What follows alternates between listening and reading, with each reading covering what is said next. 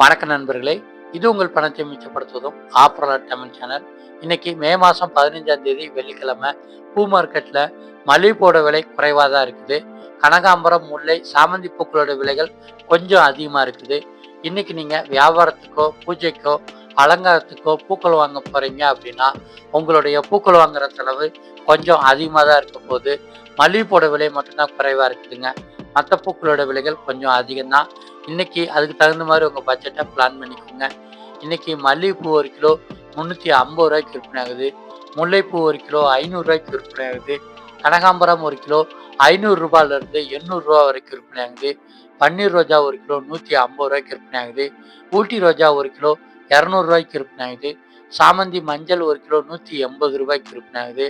சாமந்தி வெள்ளை 1 கிலோ 400 ரூபாய்க்கு விற்பனை ஆகுது. அரளிப்பூ 1 கிலோ 220 ரூபாய்க்கு விற்பனை ஆகுது. சம்மங்கிப்பூ 1 கிலோ 150 ரூபாய்க்கு விற்பனை ஆகுது. வாடாமல்லி 1 கிலோ 100 ரூபாய்க்கு விற்பனை ஆகுது. மருதுப்பூ 1 கிலோ 80 ரூபாய்க்கு விற்பனை ஆகுது. தாமரைப்பூ 1 25 ரூபாய்க்கு விற்பனை ஆகுது. துளசி ஒரு கட்டு 30 ரூபாய்க்கு விற்பனை ஆகுது.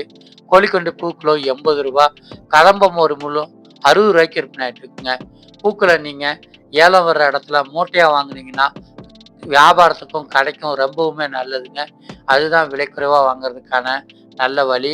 அதுக்கு குறைவாக வாங்கணும்னு நினைக்கிறவங்க மொத்த விலை கடைகளில் 4 அல்லது 5 கடைகளில் விலை விசாரிங்க. எங்கே பூக்களோட விலை குறைவாகவும் பார்க்குறதுக்கு ஃப்ரெஷ்ஷாகவும் இருக்குன்னு பார்த்து அங்கே வாங்கிட்டீங்கன்னா செலவுகளை குறைச்சிக்கலாங்க. நீங்கள் பூக்களை மொட்டுக்களாக வாங்குனீங்கன்னா விலை அதிகம்.